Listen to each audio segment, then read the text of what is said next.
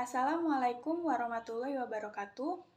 Yang saya hormati Ibu Dr. Anda Yusra Dewi MPD selaku dosen pembimbing pada mata kuliah drama, serta yang saya banggakan teman-teman sekalian yang menonton video materi kami pada siang hari ini. Pertama-tama marilah kita panjatkan puji serta syukur kita kepada Allah Subhanahu wa taala karena telah memberikan rahmat, kesehatan dan keselamatan sehingga kita bisa bertemu melalui video YouTube di kesempatan kali ini.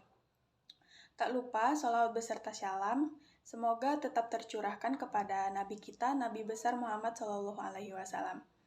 Adapun topik yang akan kami bahas kali ini yaitu mengenai unsur-unsur yang membangun drama sebagai seni pertunjukan lanjutan, meliputi teknisi panggung, penata lampu atau lighting, dan tata rias. Saya Mahirotunisa selaku moderator akan membimbing jalannya presentasi pada siang hari ini. Sebelumnya, saya akan memperkenalkan anggota kelompok saya, yang dimana anggota kelompok kami beranggotakan 3 orang. Yang pertama, saya sendiri Mahirotunisa, kemudian yang kedua ada Marta Freti Sehombing, dan yang ketiga ada Muhammad Arfan. Baik, untuk rangkaian kegiatan yang akan kita lewati pada kesempatan kali ini, yaitu yang pertama pembukaan, kemudian penyajian materi dari kelompok kami, kemudian sesi tanya jawab, dan yang terakhir penutup. Langsung saja kita masuki acara yang pertama yaitu pembukaan. Marilah kita bersama-sama mengucapkan basmalah, Bismillahirrahmanirrahim. Kita masuki acara selanjutnya yaitu penyajian materi. Saya berikan kesempatan kepada kelompok penyaji untuk menyampaikan materinya. Untuk materi pertama yaitu mengenai teknisi panggung dan pencahayaan tata lampu atau lighting. Materi ini akan dibacakan oleh teman kita Marta Freti Sehombing. Kepada Marta saya persilahkan. Teknisi panggung atau pekerja panggung. Teknisi atau pekerja panggung adalah orang atau sekelompok orang yang disebut juga dengan kru panggung. Biasanya dalam sebuah pertunjukan drama dibutuhkan satu orang atau sebagai pimpinan teknisi panggung dan dibantu oleh beberapa anggota. Itulah sebabnya ada yang memberi istilah dengan panggung. Tugas teknisi panggung adalah mengatur arus lalu lintas penggunaan panggung, mulai dari pengaturan, komposisi panggung, dan peralatan yang digunakan selama pertunjukan drama berlangsung. Teknisi inilah yang mengeluarkan, menata letak, dan memasukkan peralatan. Pementasan mereka harus bekerja sama dengan sutradara dan penata lampu agar penempatan itu sesuai dengan jalan cerita. Selain itu, dia juga harus mengerti tata lampu, tata panggung, dan tata suara. Hal ini menunjukkan bahwa sebenarnya teknisi panggung yang dalam hal ini disebut pimpinan panggung menguasai keseluruhan pertunjukan mulai dari isi cerita, watak pemain, latar belakang pemain, tata suara, busana, tata lampu, dan ilustrasi musik. Pencahayaan tata lampu ada dalam suatu pertunjukan drama biasanya digunakan karena pertunjukan dilaksanakan dalam sebuah ruangan. Kondisi ruangan yang biasanya gelap kadangkala untuk kepentingan efek yang lebih artistik. Pertunjukan lebih sering dilakukan pada malam hari. Kondisi ruangan yang memang sudah diciptakan gelap mengharuskan penata cahaya dan tata lampu harus diatur sedemikian rupa. Penata lampu biasanya menggunakan spotlight semacam kontak besar yang memiliki lensa besar berisi ratusan lampu. Karena tata lampu berhubungan dengan listrik, sebaiknya penata lampu adalah orang yang mengerti teknik kelistrikan. Fungsi tata lampu adalah untuk penerangan bagi tokoh dalam berperan. Selain fungsi penerangan bagi tokoh sehingga tokoh bisa terlihat dengan jelas dan baik oleh penonton, pencahayaan juga berfungsi untuk memberikan efek estetis, membangun suasana pertunjukan, dan menampilkan latar waktu dari cerita yang diperankan tokoh. Pencahayaan juga berfungsi memberikan efek dramatis dan artistik. Pencahayaan dalam sebuah pementasan memiliki fungsi yang berbeda. Fungsi pencahayaan ini akan sangat baik digunakan dan dilakukan dalam tim yang tepat. Baik, saya akan melanjutkan materi selanjutnya. Berikut merupakan penjelasan mengenai pencahayaan dalam sebuah pementasan teater yang efektif dan efisien. Yang pertama, menerangi dekor pentas dan properti dengan cara tertentu. Misalnya suasana ceria, suasana muram, seram, berkabung, dan lain-lain.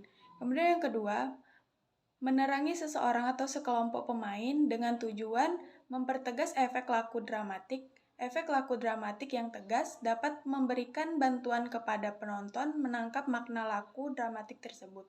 Kemudian yang ketiga, menerangi dan menyinari wajah seorang aktor atau sekelompok pemain yang telah dibentuk melalui tata rias.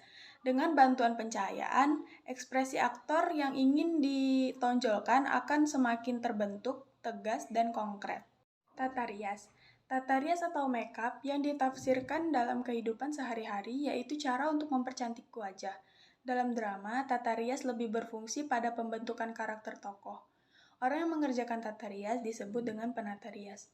Tata rias wajah merupakan suatu seni yang berguna untuk mempercantik wajah dengan menonjolkan bagian-bagian yang sudah indah dan menyamarkan atau menutupi kekurangan pada wajah. Tata rias juga bertujuan untuk menunjang rasa percaya diri seseorang, menurut Martha Tiller tahun 1995. Tata rias merupakan salah satu bagian dari seni rupa, yaitu seni melukis wajah dengan menggunakan bahan kosmetika untuk menciptakan wajah peran sesuai dengan tuntutan lakon. Fungsi pokok dari tata rias adalah mengubah bentuk wajah, mengubah bentuk watak seseorang, baik dari segi fisik, psikis, dan sosial. Fungsi bantuan rias adalah untuk memberikan tekanan terhadap perannya, menurut Waluyo dan Wulandari tahun 2006. Kepentingan pelaksanaan tata rias harus diperhatikan beberapa hal, diantaranya yang pertama, tata rias harus sesuai dengan kepentingan penegasan karakter, sehingga penonton dengan mudah dapat menangkap kesan-kesan tertentu menyangkut karakter tokoh yang sedang mereka saksikan. Kemudian yang kedua, tata rias dilakukan untuk membantu pemain menghayati peran yang membebankan kepadanya, di samping untuk menumbuhkan kepercayaan diri pemain dalam melakukan akting di atas pentas. Kemudian yang ketiga, tata rias dilakukan untuk membantu lancarnya peristiwa yang harus disaksikan penonton, membangkitkan kesan dan suasana tertentu. Manfaat tata rias dalam seni pertunjukan, khususnya seni teater, adalah sebagai berikut. Yang pertama, menyempurnakan penampilan wajah pemain. Yang kedua, membantu mewujudkan ekspresi pemain ataupun perwujudan watak pemain. Kemudian yang ketiga, mempertegas karakter pemain dari wajah yang alami menjadi karakter yang dikehendaki. Kemudian yang keempat, mengurangi efek dari sinar tata cahaya atau lighting agar garis yang ada pada anatomi wajah tetap kelihatan sesuai dengan ekspresi yang diinginkan. Kemudian materi selanjutnya itu akan dibacakan oleh teman kita, yaitu Muhammad Arfan. Kepada Arfan saya persilahkan. Baiklah, saya Muhammad Arfan yang ingin melanjutkan materi macam-macam tata rias berdasarkan fungsinya. Menurut Herman J. Waluyo tahun 2006, berdasarkan fungsinya tata rias terbagi menjadi 8 jenis rias, yaitu yang pertama yaitu rias jenis, yaitu rias yang dilakukan untuk merubah etnis seorang pemeran dari laki-laki menjadi wanita atau sebaliknya. Yang kedua, rias bangsa, yaitu rias yang berfungsi untuk merubah seorang pemeran yang harus memainkan peranan bangsa lain, misalnya orang Indonesia memerankan tokoh berbangsa Afrika. Dan yang ketiga, rias usia, yaitu rias yang berfungsi untuk merubah seseorang pemeran menjadi orang lain, misalnya mengubah seseorang yang usianya lebih tua dari usia pemeran yang aslinya. Yang keempat, rias tokoh, yaitu rias yang berfungsi untuk merubah seorang pemeran menjadi tokoh lain. Yang kelima, rias temporal, yaitu rias yang berfungsi untuk membeda-bedakan waktu, misalnya rias sehari-hari akan berbeda dengan rias mau ke pesta. Keenam, rias aksen, yaitu rias yang berfungsi untuk mempertegas aksen seseorang pemeran yang mendekati peran yang akan dimainkan. Dan yang terakhir adalah rias lokal, yaitu rias yang ditentukan oleh tempatnya. Misalnya rias seorang petani di sawah akan berbeda dengan petani tapi sudah di rumah. Berdasarkan jenis pertunjukan, tata rias terbagi menjadi 3 tata rias korektif, tata rias gaya, dan tata rias fantasi. Yang pertama, tata rias korektif merupakan teknik riasan wajah yang dilakukan dengan cara menambah atau mengurangi bagian anatomi wajah yang dinilai kurang sempurna, serta memperjelas garis-garis wajah agar terlihat lebih menarik.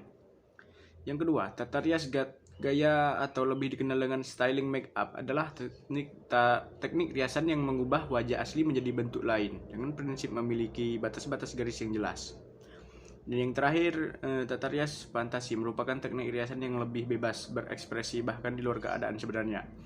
Prinsip kerjanya merupakan gabungan dari rias kolektif dan rias gaya. Baiklah, saya kembalikan kepada moderator. Baiklah teman-teman, itulah tadi pemaparan materi dari kelompok penyaji. Selanjutnya adalah sesi tanya jawab. Silahkan untuk yang ingin bertanya dipersilahkan untuk menulis pertanyaannya di kolom komentar. Nanti akan kami jawab satu persatu. Baiklah teman-teman, terima kasih atas perhatiannya.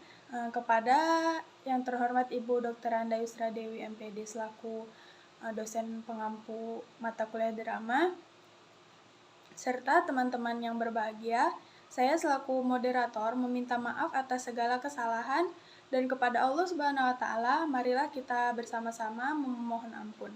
Mari kita tutup kegiatan pada hari ini dengan membaca hamdalah alhamdulillahirabbil alamin.